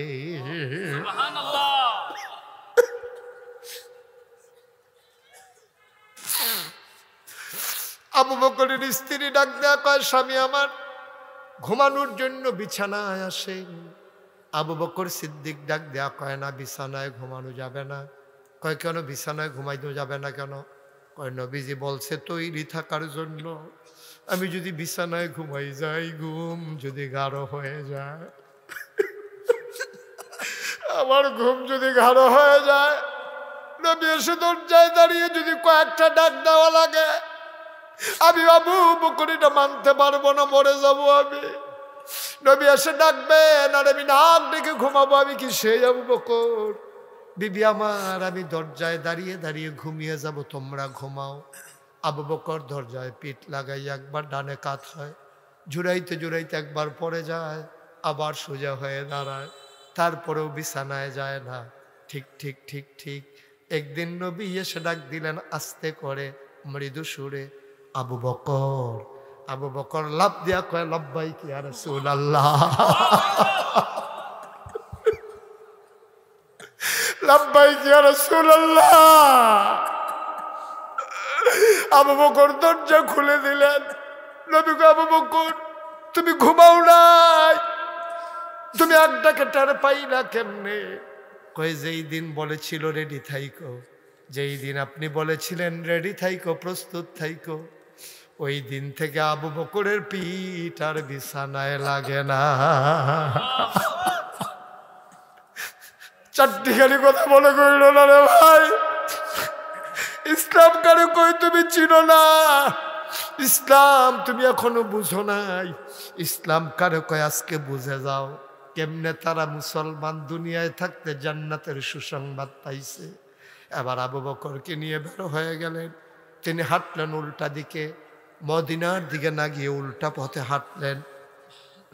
উল্টা পথে হাঁটার পরে আবু বকর সিদ্দিক ডাক দেয়া কয় গুস্তাখি মাফ কর দিয়েছে ইয়া রাসূলুল্লাহ, গুস্তাখি মাফ কর দিজিয়ে, বেয়াদবি মাফ করবেন। আপনি কি মক্কার রাস্তা ভুলে গেছেন? আপনি তো উল্টো পথ ধরেছেন। নবীজি মুচকে হাসি দিয়া কয় আবু বকর ভুলি নাই, ইচ্ছা করে যাইতেছি। কয় কেন যাইতেছেন? কয় কাফেরেরা যখন আমারে ঘরে না পাবে, মদিনার রাস্তায় হন্য হন্য কয়ে পাগলের মতো ঘুরবে, এই জন্য আমি উল্টা দিকে হাঁটতেছি, যেন তাদেরকে ফাঁকি দেওয়া যায়, তারা যেন খুঁজে না পায়। দেখবা ওরা খুঁজবে ওই দিকে, আমরা নিশ্চিন্তে আরাম করব এই দিকে। বলে সুবহানাল্লাহ। ও 14 গ্রামের মুসলমান, মিয়ার বাজার পার্শ্ববর্তী অশ্বদিয়া সহ বিভিন্ন এলাকার মুসলমান মন দিয়ে শোনো। এবার আবু বকর সিদ্দিক নবীর সাথে হাঁটতেছেন। কিছু দূর যাওয়ার পরে দেখলেন পূর্ব আকাশ ফর্সা হয়ে যাচ্ছে, সূর্য উঁকি মেরেছে, আলোর বিকিরণ ঘটছে, সব কিছু প্রকাশ হয়ে যাচ্ছে। আবু বকর কয় নবী গো, বুদ্ধি বুদয় আর কাজে লাগবে না, এবার বুদয় ধরা পড়ে যাব। দিনের আলো তো প্রকাশ হয়ে গেছে, এখনো তো মক্কার সীমান্ত ক্রস করতে পারি নাই, এখনো তো মক্কার ভিতরেই রয়ে গেলাম, ধরা তো পড়ে যাব। আল্লাহর নবী কয় আবু বকর এত চিন্তা কইরো না, আল্লাহ আছে, কোনো চিন্তার দরকার নাই। দেখো তো কোথাও কোনো গুহা টুহা পাও নাকি। আবু বকর সিদ্দিক চতুর্দিকে ছোট ছোট গড়লেন, গিয়ে পেয়ে গেলেন গুহা। গুহার নাম সাউর। সাউর গুহার সামনে গিয়ে আবু বকর দাঁড়ালেন। নবী বললেন তুমি সরো, আমি ঢুকতেছি গুহায়। আবু বকর সিদ্দিক হাত ছড়িয়ে দাঁড়িয়ে গেলেন গুহার মুখে। অসম্ভব, আপনি গুহায় ঢুকবেন না। কয় কেন আমি গুহায় ঢুকব না? কয় গুহায় সাপ থাকতে পারে, বিচ্ছু থাকতে পারে, পাহাড়ি গুহা, বিষাক্ত অনেক জিনিস থাকতে পারে, আমি আগে একটু দেখে আসি গুহাটা নিরাপদ কিনা আমাদের জন্য। আল্লাহর নবী কেঁদে ফেললেন, ডাক দেখো আবু বকর তুই ঢুকলে কি তোরে কামড়াবে না? আমি ঢুকলে আমারে কামড়াবে। নবীর কলজা বড়া মায়া। কোরআনে আল্লাহ কয় ফাবিমা রাহমাতিম মিনাল্লাহি লিনতা লাহুম ওয়ালাউ কুনতা ফাজ্জান গালিজাল কলব লানফাদ্দু মিন হাওলিক ফাআফু আনহুম واستغفر لهم وشاورهم في الأمر فإذا عزمت فتوكل على الله إن الله يحب المتوكلين। আমিন কম।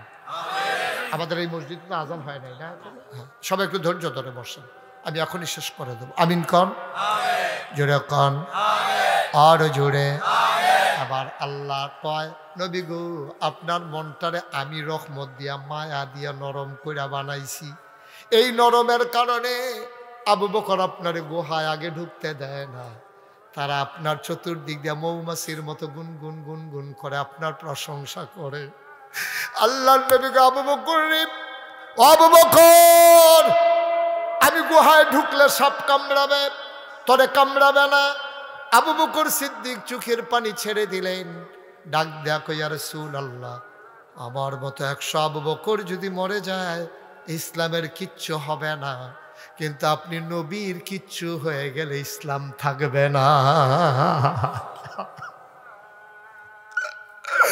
আপনি নবীর যদি কিচ্ছু হয়ে যায় আর ইসলাম নাম নেওয়ার মতো কেউ থাকবে না। আমি আবু বকর মরে গেলেও কিচ্ছু হবে না গো নবী, আমার যেতে দেন গুহার ভিতরে। আল্লাহ নবী অনুমতি দিলেন, আবু বকর ঢুকলেন, বললেন আহলান সাহলান মারহাবা, মোস্ট ওয়েলকাম, আসেন গুহার ভিতরে, আপনাকে স্বাগতম। নবী গুহার ভিতরে ঢুকেই বললেন, আবু বকর বড় ক্লান্ত পরিশ্রান্ত মনে হচ্ছে, একটু বিশ্রাম ফরমাইলে ভালো হতো। আবু বকর বললেন, নো চিন্তা, কোনো টেনশন নাই, আমি আসন পেতে বসতেছি, আপনি মাথা রেখে ঘুমিয়ে পড়ুন। আবু বকর আসন পেতে বসলেন, আল্লাহ নবী কুলের ভিতরে মাথা রাখলেন। আবু বকর আস্তে করে কপালে টিপে দেয়, চুলির মাঝে বিলি কেটে দেয়। নবী আরাম পেয়ে চোখ বন্ধ করে ঘুমিয়ে পড়লেন। আবু বকর চতুর্দিকে তাকায়া দেখে ওই গুহার ভিতরে চতুর্দিক দিয়া ছোট ছোট গর্ত, গর্তের ভেতর থেকে সাপের জিহ্বা লক লক করে। আবু বকর ভয় পেয়ে গেলেন, ওনার পাগড়িটা ছিঁড়ে ফেললেন, টুকরা টুকরা করে সবগুলো সাপের গর্ত বন্ধ করে দিলেন। কাপড়ের টুকরা শেষ, গর্ত রয়ে গেল একটা। কাপড়ের টুকরা নাই, গর্ত একটা বাকি আছে। আবার আবু বকর সিদ্দিক চিন্তা করলেন কি করা যায়। তিনি আবার পা দিয়ে ওই গর্তের মুখে চাপা দিয়ে রেখেছেন, বিষাক্ত সাপ বের হতে না পেরে। আবু বকরের গায়ের ভিতরে ধ্বংসন করেছে, ছুবল মেরেছে, বিষাক্ত হয়ে গেছে শরীর, নীল হয়ে গেছে শরীর। আবু বকরের চিৎকার বের হতে চায়, নিচের ঠোঁটটারে দাঁত দিয়া কামড়ে রেখে চিৎকার থামাইয়া নবীর ঘুম নির্বিঘ্ন করতে চায়। আমি আওয়াজ করলে যদি নবীর ঘুম ভেঙে যায়, আবু বকর আওয়াজ বের হতে দেয় না। আবু বকর আওয়াজ বন্ধ করেছে, চোখের পানি থামাবে কি দিয়া, আওয়াজ বের হতে দেয় না, চোখের পানি তো আর থামাইতে পারে না। আবার টপ টপ করে 2 ফোঁটা গরম পানি নবীর গাল মুবারকে পড়ে গেল। নবী চমকে উঠলেন, তিনি থমকে দাঁড়ালেন, তিনি আশ্চর্যান্বিত হয়ে গেলেন। আবু বকর কেন কাঁদে? নবী লাফ দিয়ে উঠে বসলেন। আবু বকর কেন কাঁদো? নিশ্চয়ই ছোট্ট মেয়েটার কথা বাড়ির মনে পড়ছে, বাড়ির কথা বোধহয় তোর মনে পড়ছে রে আবু বকর, সংসারের কথা মনে পড়ছে। আবু বকর কই, ইয়া রাসূলুল্লাহ, আপনি একটা কথা বললেন, আপনি আমার কুলের ভিতরে, আর আমি বাড়ির কথা মনে করে করে কানবো, এমন কি হয় নাই গো নবী? 3 দিন না খাওয়া বাচ্চা আপনার চেহারার দিকে তাকিয়ে খাবারের কথা ভুলে গেছে, আর আপনার আমি কুলে শোয়াইয়া বাড়ির কথা মনে করব। আল্লাহ নবী কয়, আবু বকর তাইলে কান্দ কেন? আবু বকর আবার ডাক দেয়া কয়, মনে করেছিলাম বলবো না, না বলে তো আর রাখতে পারলাম না, আপনি জিজ্ঞেস করে ফেলেছেন। নবী গো, সাপ আমারে কামড়ে দিয়েছে, সুবল মেরেছে। দেখি দেখি কি দেখি, কোথায় সাপ তোমারে কামড়ে দিয়েছে? কেন তুমি আমারে ডাকলা না? দেখি কোথায় কামড়ে দিয়েছে। আবু বকর পা এনে দেখালেন। আল্লাহ নবী আস্তে করে বিসমিল্লাহ বলে আঙ্গুলের মাথায় একটু লালা মুবারক লাগাইলেন। আবু বকর সিদ্দিক সাক্ষী দেয়, আমার পায়ে যখন লালা লাগানো হলো, খোদার কসম সব কামড়ানোর আগে আমার পাটা যত আরামে ছিল, নবীর লালা মুবারক লাগার পরে ওই আগের চাইতে আরো বেশি আরাম পাইতেছিলাম। অশ্বদিয়ার মুসলমান, মন দিয়ে শুনবা, মনোযোগের সাথে খেয়াল করবা। আল্লাহ তাবারক ওয়া তাআলা আমাদেরকে এই সুযোগ দিয়েছেন। তোমাদের এলাকার মানুষের ভাগ্য ভালো, বাড়ি থেকে গরম ভাত খাইয়া মসজিদের দোতলায় এসে হেফজখানায় ছেলেরা পড়ে, দূরে যাওয়া লাগে না, টাকা দেওয়া লাগে না, কি খায় না খায় খবর নেওয়া যায় না, এমন হয় নাই। তোমাদের কপাল বড় ভালো, তোমাদের বাড়ির সামনেই তোমাদের হিফজখানা, সুন্দর করে ছেলেরা পড়তেছে। আল্লাহর নবী কয়, যখন কোনো একটা ছেলে হাফেজ হয়ে যায়, তার বাবার মাথায় একটা নূরের টুপি দেওয়া হবে। ওই নূরের টুপিটার আলো গোটা হাসরের ময়দান আলোকিত করে দেবে। প্রতিটা ঘরে ঘরে একটা করে বাচ্চা হাফেজ বানাই দাও, প্রতিটা ঘরে ঘরে হাফিজ কোরআন তৈরি করে নাও। তাইলে এই হাফেজের মাধ্যমে 10টা লোক জাহান্নামী বান্দাকে সুপারিশ করে করে হাফেজ জান্নাতে নিয়ে যাবে। বড় ঈশা কপাল ভাই, এই মাদ্রাসাটা সুন্দরভাবে চলুক।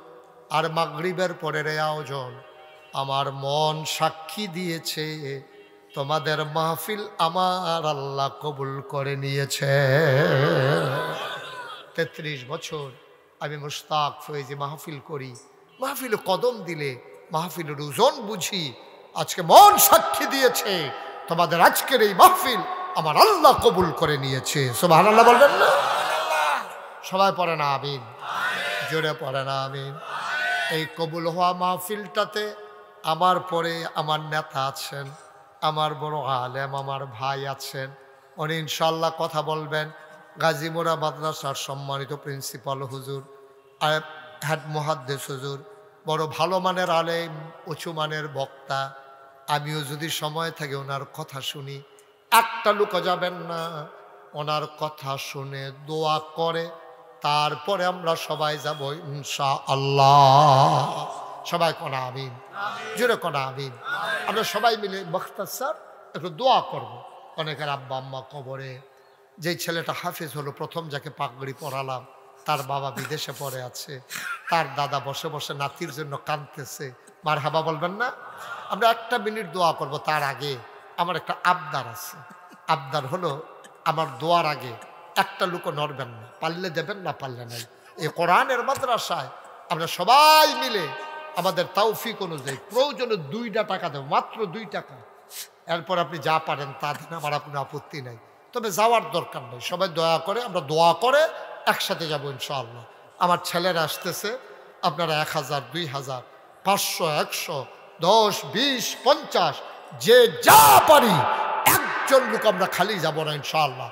কোরআনের মাদ্রাসায় আবুল বাশার মিয়াজি, জনাব আবুল বাশার মিয়াজি, মাশাআল্লাহ, জনাব আবুল বাশার মিয়াজি, যিনি প্রতিষ্ঠাতা না মাদ্রাসার, যিনি প্রতিষ্ঠাতা আবুল বাশার মিয়াজি, উনি 1 নম্বরে দিয়ে দিলেন 1 লক্ষ টাকা। বলো মারহাবা। কই মাদ্রাসার ছেলেরা কই? ভিতরে ঢুকো তোমরা। ছেলে হাঁটবা না তোমরা, যারা ব্যাগ আছে শুধু তারাই উঠবা, বাকি তারা বসো। বিসমিল্লাহ বলে সবাই যান।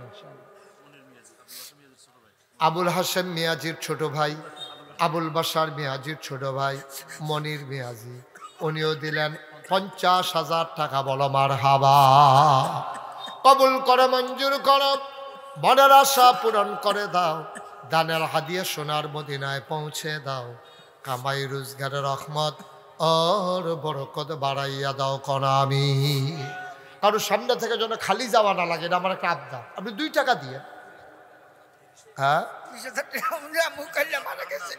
আহা, কি নাম ওনার? আব্দুল হান্নান শিকদার। গতকালকে তার আম্মা এন্তেকাল।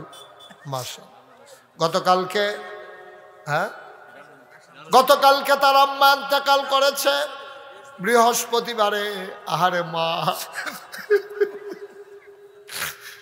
আহারে মা, মা, আহারে মা। জন্য দোয়াটা করে চলে যাবে। এই যে ছেলেগুলা, তোমাদেরকে এত আদর করি, তোমরা হাঁটা শুরু করলো, দোয়াটা করে যাও। হ্যাঁ, বোকা ছেলে, সবাই দোয়া করে যাবো। আপনার ফাঁসি হবে নাকি? এনে বসো, আবার হাত উঠায় বোকার মতো।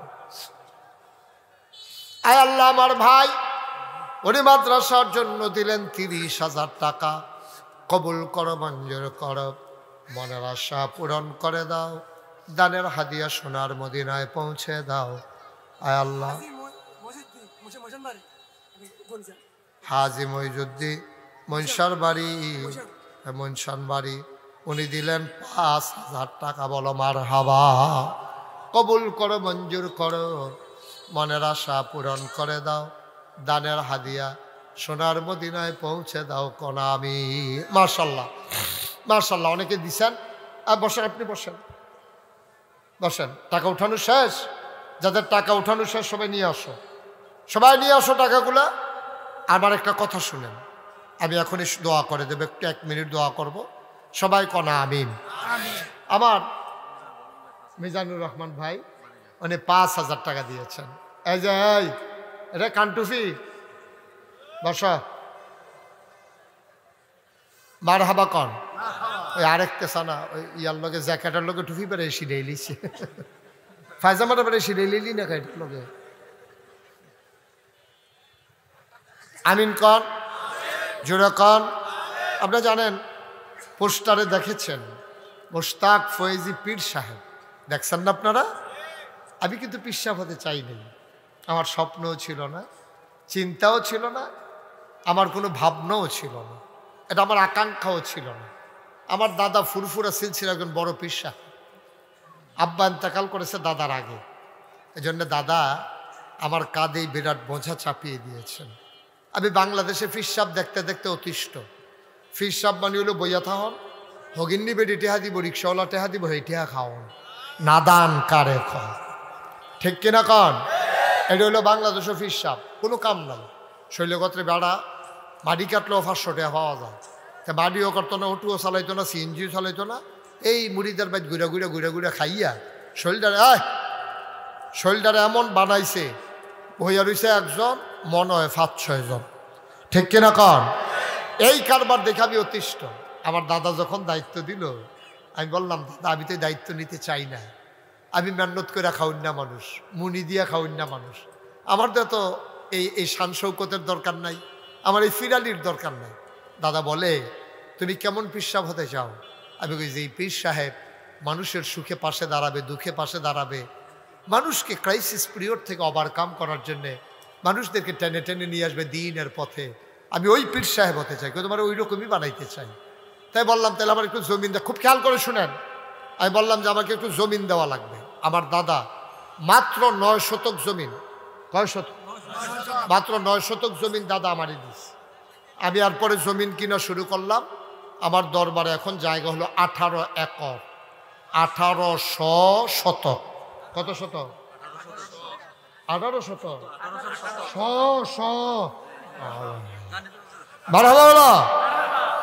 জানে মারহাবা কয় না। 1800 শতক জমিনের উপর আমার 10টা প্রতিষ্ঠান, একটা খানকা, একটা দাখিল মাদ্রাসা, নুরানি মাদ্রাসা, হাফিজিয়া মাদ্রাসা, ধাতব্য চিকিৎসালয়, গণপাঠাগার, গবেষণাগার, ছাত্রাবাস, ইয়াতিমখানা, মসজিদ। আমি মসজিদের কাজ যখন শুরু করবো, আমার ইঞ্জিনিয়ার যারা দরবারের মুরিদ আছেন তাদেরকে বললাম একটা ড্রয়িং করো, ভিউ দাঁড় করাও। ওরা নিয়ে আসলো, দেখলাম বিশাল এক মসজিদের ডিজাইন। আমি বললাম এই মসজিদ কত বড়? এই মসজিদে একসাথে নামাজ পড়তে পারবে 6000 লোক। কয় হাজার? তো মারহাবা কইতেন না, কয় হাজার? আমি কইলাম যে আরে 6000-এর মসজিদ, এটা বেশি বড় বড়, এটা করতে কীরকম লাগতে পারে? কই 15 কোটি। যেমনি কইছে আমি মনে করছি 15 কোটি টাকা। নিচতলায় হাসপাতাল, দোতলায় 3 তলায় মসজিদ, একতলার ছাদ হয়েছে জুন মাসের 1 তারিখে। একতলার ছাদের পরে ইঞ্জিনিয়ার আমার ডাকাই নিয়ে কয় যে হুজুর ওই যে কইতাম 15 কোটি, ওই তো না। আমি কিতা কয় 30 কোটি লাগবো। মারহাবা বলবেন না? আমার মসজিদ এখন 30 কোটি টাকার প্রকল্প। গত পরশু দিন দরবার থেকে যখন বের হয়েছি দেখলাম এই পর্যন্ত 4 কোটি 35 লক্ষ টাকা খরচ হয়ে গেছে। টাকা পাইলাম কই? মসজিদের সময় নিয়ত করেছিলাম আল্লাহ যদি তুমি আমারে সুস্থ রাখো আর মসজিদের কাজ যখন ধরবো তখন একসাথে 1 বছরে মাহফিল করে যত টাকা হাদিয়া পাই পুরো 1 বছরের হাদিয়া আমি মসজিদের নামে দান করে দেবো ইনশাআল্লাহ। আমি 25 লক্ষ টাকা দিয়া তারপরে কাজ শুরু করেছি। আমি তো ধনী মানুষ না, আমি গরিব মানুষ। তারপরে আমি 25 লক্ষ টাকা দিয়া মসজিদের কাজ ধরেছি। আবার এই মসজিদে ভিক্ষা করা মহিলা থেকে শুরু করে রিক্সা শ্রমিক জনতা, কোটিপতি পর্যন্ত এমন কোনো মানুষ নাই যাদের টাকা লাগে না। আমি আপনাদেরই মানুষ। এই মসজিদ আমার স্বপ্ন। আমি মাহফিল শেষ করে মসজিদের ছাদে গিয়ে উঠি, রাতের মাঝরাতে আমি আল্লাহকে সাক্ষী রেখে কাঁদি, আল্লাহ আমি যদি মরে যাই এই মসজিদ কে করবে? তুমি আমাকে ওই হায়াত দাও যেন মসজিদটা শেষ করে তারপরে মৃত্যু হয়। আমিন বলবেন না? তুমি তোমার বন্ধু নবী বলেছেন মাম বানা লিল্লাহি মসজিদান বানাল্লাহু লাহু বাইতান ফিল জান্নাহ, যে দুনিয়ায় মসজিদ বানাবে তুমি আল্লাহ তার জন্য জান্নাতে ঘর বানাবা। দয়া করে আমাকে এই যারা এই মসজিদে শরীক হবে সবার জন্য জান্নাতে ঘর বানাই দিও। আমিন বলবেন না? আমি সবার জন্য প্রাণ ভরে দোয়া করি। আজকে যে মানুষটার আম্মা এন্তেকাল করলো, উনি দেখেন আলাদা করে ওই মসজিদে সোশ্যাল মিডিয়ায় শুনেছে, ইউটিউবে ফেসবুকে দেখেছে, মসজিদের জন্য 20,000 টাকা আমার ভাই তার মায়ের নামে দিয়ে দিয়েছে। আল্লাহ, তোমার বন্ধু নবীর কথা অনুযায়ী এই 20,000 টাকার উসিলায় যেহেতু সে মসজিদে দিল, জান্নাতের ভিতরে তার মায়ের জন্য একটা ঘর বানাই দিও। আমরা সবাই মিলে এখানে যারা আছেন, এটা আমার একটা আবদার। আমি কখনো নাগাইশের পীর সাহেব কারো কাছ থেকে হাত পাইতে একটা টাকাও নেয় নাই, আমি কষ্ট করে খাওয়া মানুষ, কিন্তু আমার মসজিদের জন্য আমি একজন রিক্সাওয়ালার কাছেও হাত পাততে আমি কুণ্ঠাবোধ করি না। আজকে আপনাদের সবার সামনে আমার আবদার, আমার এই মসজিদের জন্য একটা লোকও খালি যাবেন না, সবাই মিলে যে যা পারি। একবারে শুধু বাচ্চা 2টা টাকা হইলে দেবে, বুট খাইতে কিনে আনছে, বুট খাওয়ার জন্য যে 2 টাকা আনছে ওই টাকাটাই আমার মসজিদে দেবে ইনশাআল্লাহ। আল্লাহ যেন কবুল করে। আপনারা যারা বয়স্ক আছেন, ধনী নির্ধন আছেন, সবার কাছে আমার এটা এক আবদার, আপনি শরীক হবেন, আপনি শরীক হবেন। আল্লাহ ঢাইলা দেবে, নিয়ে কুলাইতে পারবেন না ইনশাআল্লাহ। আমার ছেলেরা আসতেছে, তোমরা যারা এখানকার যুবক আছো, 2-1 ভাই একটু সহযোগিতা করেন, 2-1 ভাই একটু উঠেন, সহযোগিতা করেন। যারা আপনি উঠেন একটু, যারা দিতে চায়, আপনি যেমনি স্লোগান দিছেন আবার এমনি টেহা তুললেন না, মানুষের ডরাইব। হ্যাঁ, মাশাআল্লাহ। মাহবুব মিয়াজি মাদ্রাসার জন্য 50,000 টাকা দেবে, সবাই বলেন মারহাবা। আল্লাহ যেন কবুল করে, সবাই করবেন, একটা লোকও খালি যাবেন না। এই মঞ্চের সামনে যারা আছেন, আপনি 2 টাকা দেন, আপনি 2টা টাকা দেন, তারপর আপনি শরীক থাকেন, আল্লাহ ঢাইলা দেবে। আপনি নিয়া কুলাইতে পারবেন না, আপনি তো বলতে পারবেন যে আল্লাহ, আমি নাগাইশের বিশাল মসজিদে আমি 10টা টাকা হলেও দিছিলাম, আল্লাহ ঢাইলা দেবে, কপাল খুলে যাবে। আর এই মাদ্রাসার জন্য সব সময় সবাই খেয়াল রাখবেন, আল্লাহ বরকত দেবে ইনশাআল্লাহ, ইনশাআল্লাহ। আল্লাহ মাশাআল্লাহ। এটা কি হইল? আমরা একটু দোয়া করবো না? কথা হইল। সভাপতি সাহেবের মেয়র জামাই মুজাম্মেল ভাই, উনি ইনশাআল্লাহ মাদ্রাসার জন্য 5,000 টাকা দিয়েছেন। কত? মাশা, কি নাম? ইঞ্জিনিয়ার সেলিম। ও মাশাআল্লাহ, ইঞ্জিনিয়ার সেলিম ভাই নাগাইশের মসজিদের জন্যে উনি 15,000 টাকা দিয়েছেন। বলেন মারহাবা। আমরা সবাই মিলে এখন একটু মুখতাসার দোয়া করবো, কিন্তু একটা লোকও খালি যাওয়া যাবে না, এটা আমার আবদার। আপনি 2 টাকা দেবেন, আপনি 2টা টাকা দেন, কিন্তু খালি যাইয়েন না যে আমি হুজুর একবারে দেবই না, এটা হইয়েন না। আপনি 2 টাকা দেন, আল্লাহ বরকত দেবে ইনশাআল্লাহ, ঢাইলা দেবে, আল্লাহ নিয়ে কুলাইতে পারবেন। আল্লাহর ঘর মসজিদে দেবেন, আল্লাহ দেখতেছেন তো, আপনার মনের খবর আল্লাহ জানেন, আল্লাহ বরকত দেবে ইনশাআল্লাহ। আমরা সবাই মিলে, হ্যাঁ আমি তো নেমে যাচ্ছি, একসাথেই তো যাবো আমরা। আল্লাহ যেন কবুল করে, সবাই পড়ে আমিন। আমার পরে আমি কিন্তু বারবার বলেছি, আমার পরে আসার নামাজ না হুজুর দিয়ে দেবেন, আসার নামাজ, আমার পরে আসার নামাজ, তারপর আমাদের গাজীপুরা মাদ্রাসার সম্মানিত প্রিন্সিপাল হুজুর, আরে কি বলি বারবার বলে ফেলি, হেড মুহাদ্দিস, এদিকে একটা টাকা পড়ছে, হেড মুহাদ্দিস হুজুর, উনি ইনশাআল্লাহ আসবেন, কথা বলবেন। আপনি সবাই চলে যাইয়েন না, নামাজ পড়ে অজু করে নামাজ পড়ে সবাই আবার এখানে চলে আসেন ইনশাআল্লাহ। আল্লাহ যেন কবুল করে, আমরা প্রাণ ভরে দোয়া করি, মনের আশা যেন আল্লাহ পূরণ করে দেয়। সবাই মিলে আমরা দোয়া করি, আল্লাহুম্মা আমিন। রব্বানা যালামনা আনফুসানা ওয়া ইল্লাম তাগফির লানা ওয়া তারহামনা লানাকুনান্না মিনাল খাসিরিন। রব্বানা আতিনা ফিদ দুনিয়া হাসানাতাও ওয়া ফিল আখিরাতি হাসানা ওয়া কিনা আযাবান নার। আয় আল্লাহ তাআলা, আমাদের জীবনের গুনাহগুলো তুমি মাফ করে দাও, আমাদের যার যত অভাব আছে তুমি দূর করে দাও, যার যত পেরেশানি আছে উদ্ধার করে নাও, আমরা যারা ঋণগ্রস্ত ঋণমুক্ত বানাইয়া দাও, আমাদের যারা অসুস্থ শিফায়ে কামেলা নসিব করে দাও, মাদ্রাসার যত অভাব আছে তুমি পূরণ করে দাও, এলাকার ঘরে ঘরে তুমি মাদ্রাসার ছাত্র তৈরি করে দাও, আমাদের যারা মুরব্বী দীর্ঘ হায়াত দিয়ে দাও। আমার ভাই, যেই ভাই বৃহস্পতিবারে মা হারালেন, আয় আল্লাহ তাআলা, ঘরে যায় সব আছে, মা নাই, মনে হয় ঘরটাতে কিচ্ছু নাই গো মাওলা, তুমি মাওলা কবুল আর মঞ্জুর করে নাও। আমি আসি আর না আসি, আমি থাকি আর না থাকি, আজকের এই মাহফিল উপযুক্ত খাদেম দিয়া কিয়ামত পর্যন্ত তুমি মাওলা কায়েম আর দায়েম রেখে দিও।